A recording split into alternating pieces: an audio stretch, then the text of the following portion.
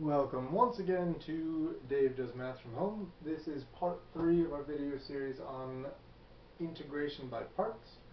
I'm filming this after taking a little break after filming the part 2, so hopefully I remember the train of thought that goes into this. Integration by parts is the backwards product rule. So we're integrating things that are products, except sometimes when we aren't.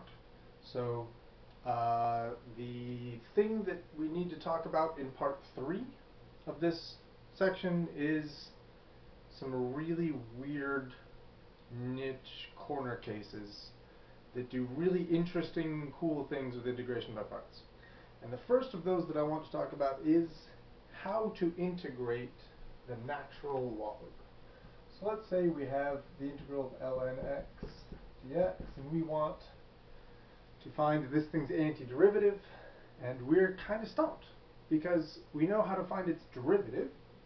Derivative is 1 over x, but so far in our calculus journey, we have not yet been exposed to anything whose derivative is the natural log. That's just not something we've seen yet. So we're going to have to do some clever nonsense in order to integrate this. And that clever nonsense, you may have guessed, is integration by parts. So integration by parts is not a very intuitive choice for how to do this, because integration by parts is the reverse product rule. It's what you do when there are two things multiplied together, a u and a dv. We don't really have that. There's just one thing in this integral. It's just a natural log. But we're going to try it anyway, just to see what happens. I'm going to set u equal to the natural log of x, and then dv, the other part of this, would just be dx. And that would mean that the derivative of u is 1 over x dx, and v would just be x. So even splitting this up into just the natural log and the dx, we get workable results from the u and the dv business. So let's see what happens when we put this together. My formula is gone. That's okay. Formula is integral of u dv equals u v minus the integral of v du. If this is not written down somewhere convenient, then make sure that you write it down somewhere convenient right now. Pause this video, put this in your notes, Sharpie it on your arm, get it tattooed on your forehead, maybe not that, but make sure that this is very accessible.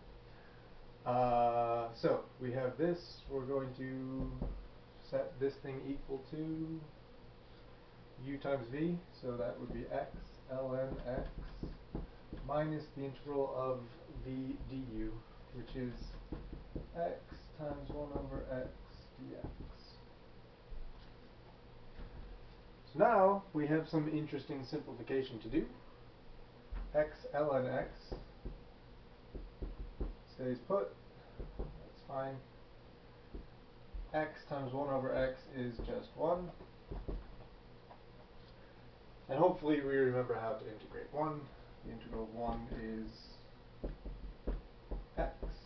We'll toss a c at the end of that. And this is the antiderivative of natural log, which is, again, kind of the opposite of intuitive, yet mathematically correct. If you doubt that this is the correct antiderivative, then I would invite you to please take a derivative of this thing using the product rule, simplify it a little bit, see what happens. In the meantime, I am going to start doing a different example. My other really weird niche corner case in integration by parts is my favorite Calc 2 problem of all time. My favorite problem in all of Calc 2 is the integral of sine x times cosine x dx. This is my favorite because you can do this integral using integration by parts or integration by substitution.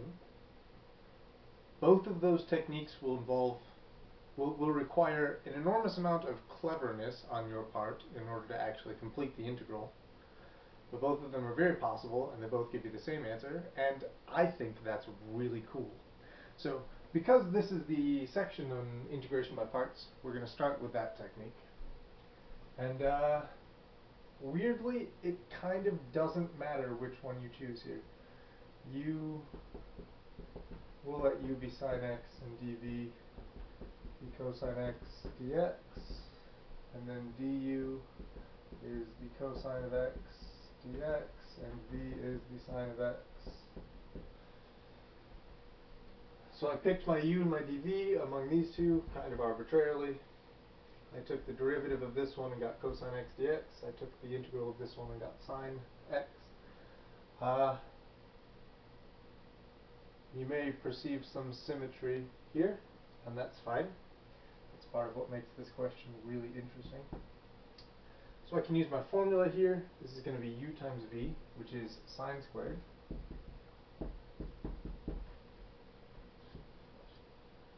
minus the integral of v, which is sine x, times du, which is cosine x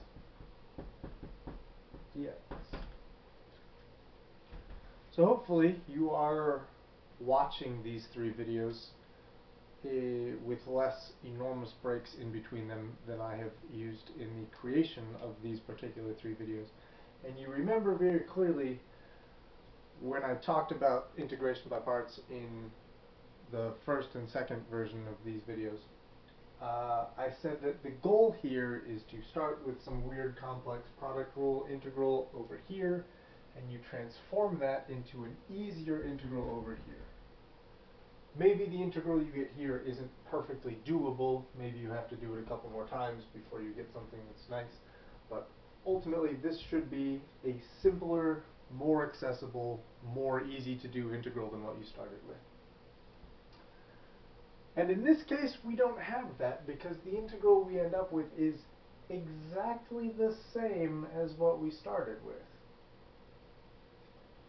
which is kind of a problem for us. We were expecting some sort of progress to happen here, and we just got the exact same thing we started. We're like chasing our tail. We're going in circles. But we did add a piece, which means we're not exactly going in circles. We're getting somewhere. And this is one of my favorite tricks. This, as our intermediate step, identifying the u and the dv and the du and the v and all that, this is no longer super important. I'm going to erase it so that I have space. Because right now, what I want to talk about is this thing as an equation.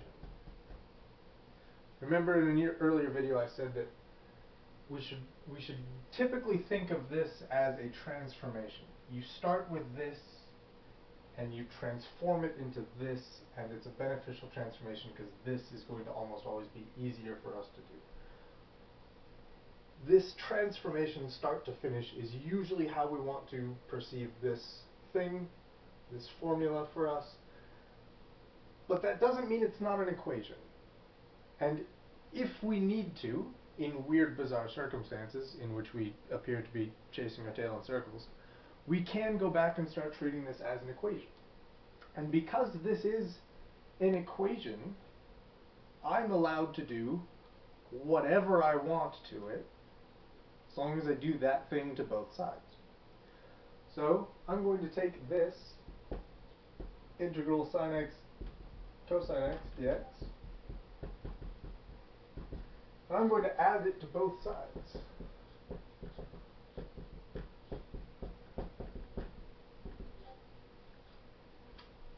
On the right side of the equation, all I'm left with is a sine squared x.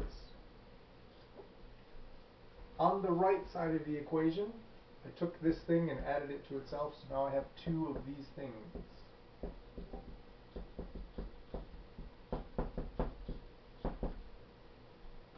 Which means that if I want to find what happens, what one of these integrals is equal to, I just have to divide everything by 2.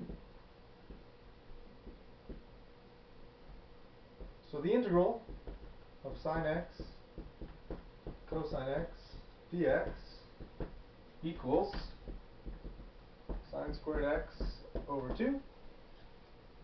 And here's where things get a little fuzzy. I'm going to throw a plus c on the end because we're pretending that an integral got evaluated here, and when integrals get evaluated you add c. Even though I kind of, instead of actually evaluating this integral, I just sort of cheated with equation nonsense. We're still pretending like we did the integral. So we're going to toss a c on the end. This is the integral of sine x cosine x. It's sine squared over 2. And I think this is amazing because I never actually integrated anything. I just did the integration by parts formula and then used algebra to get this integral. I think that's really cool. This is beautiful. Anyway, I'm going to stop gushing about how beautiful this is. I am going to show you how to do this integral the other way, using integration by substitution, if you're interested in that. So let's erase all of this.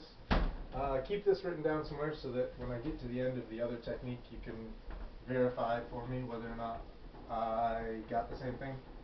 Sine squared over 2 plus c, that's the goal.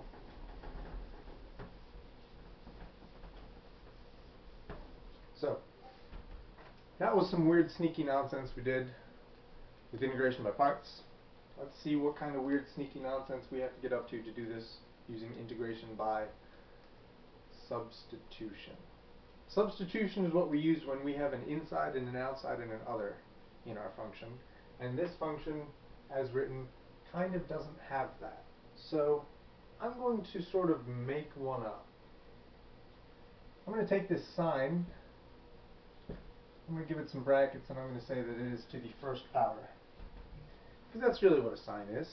Everything is implicitly to the first power, unless it says otherwise. I'm just going to make this first power explicit. Now that it's explicit, I think it's pretty clear that I have an inside, and an outside, and another. The inside is sine x. The outside is something is being raised to the first power, and the other is cosine x dx. So, as per usual, I'm going to set w equal to the sine of x, and dw would be, the derivative of this is cosine x dx. I have to ask myself, do these match? In this case, they match perfectly. So, I can do some substitutions. Instead of sine to the first, I'll call this w to the first, and instead of cosine x dx, I'm going to write dw. This integral is pretty easy to evaluate. Integral is w squared over 2 plus c. So now I need to just unsubstitute for w, and I should get sine squared over 2 plus c.